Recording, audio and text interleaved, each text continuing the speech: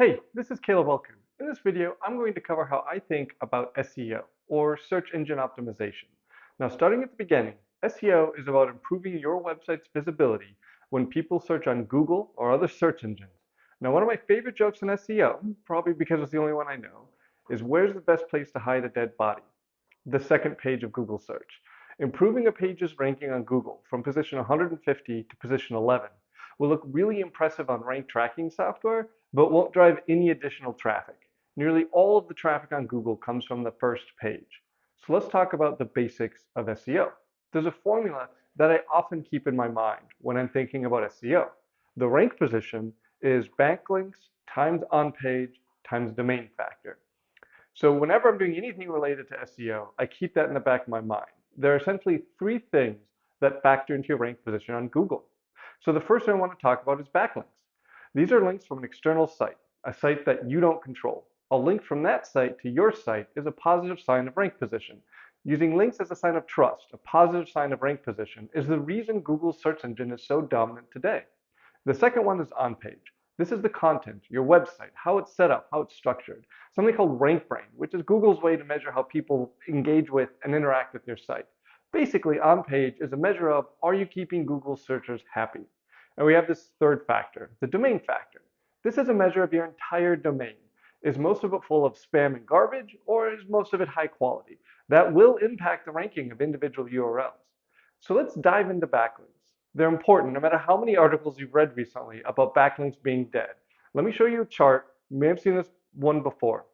It's the number of referring domains versus Google position, where of course position one is the best. Now, number of referring domains is similar to a backlink, but they're calling out referring domains because 6 links from the same domain is less valuable than 6 links from 6 different domains. We even have a way to measure how important scientifically are backlinks to rank position. And that answer is roughly 50%. So if you do everything exactly right, but completely ignore links, you're only halfway there. We know it's 50% because Ahrefs, a search engine optimization tool that measures backlinks, did a correlation between their URL rating, UR, and Google rank position. So keep in mind that Ahrefs UR is purely a measure of backlink strength to a given URL. It measures nothing but backlinks, and that correlation was around 50%. So we know that backlinks are important, about 50%, with the other half being all of the on-page and the domain factor. Now, as I said, what we really care about is the number of referring domains. Multiple links from the same domain becomes much less valuable. So we want links from as many different domains as we can get. And when we think about on-page, it's really, does your URL make Google searchers happy at the end of the day? Google is providing a free service, Google Search, and it needs users. It needs people to use that service because Google makes almost all of its money by selling ads. Ads that are displayed to people who use its free product. So if people stop using Google Search, then we would see Google's ad revenue dry up. Google would be very concerned about keeping its searchers happy. If your URL makes Google's users happy, you're likely to rank. To phrase that in a way that's relevant to you, the person who wants the content to rank higher on Google, is think about your content itself. How long is it? How does it compare to the competition? How comprehensive is it? Google likes comprehensive content. What types of subtopics, word patterns, word usage do you have in there? Are there images to hold people's attention? Do they have alt text? Are there videos, ideally embedded from YouTube? What are the H tags? H1, 2, 3, 4, all the way down to H6.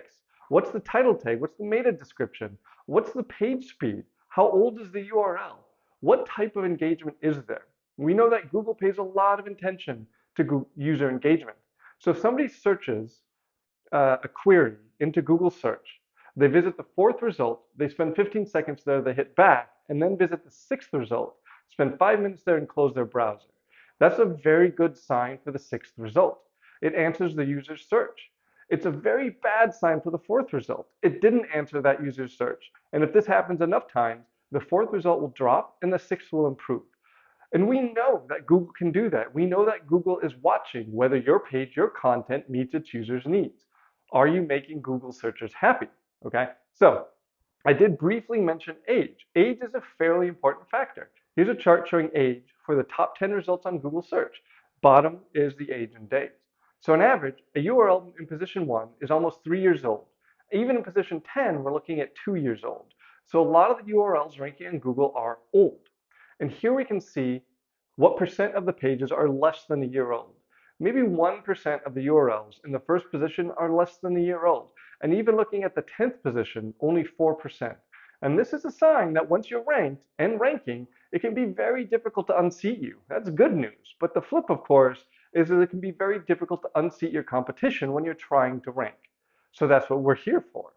Now, when I take on a new client, when I'm looking at an SEO engagement, I have two different approaches that I'll take depending on the client's site. If the client has an established site, that means they're ranking, they're getting some traffic. An established site, they have some content, they have some backlinks.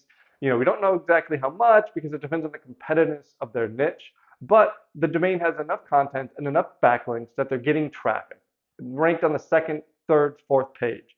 Now, I don't count branded traffic. It's super easy to rank for branded traffic. You should very easily be able to rank for your brand, so we don't count that toward an established site. If you're only getting branded traffic, you don't have an established site. So that's what I mean when I say established site, a client with an established site. And that's what I really like to see.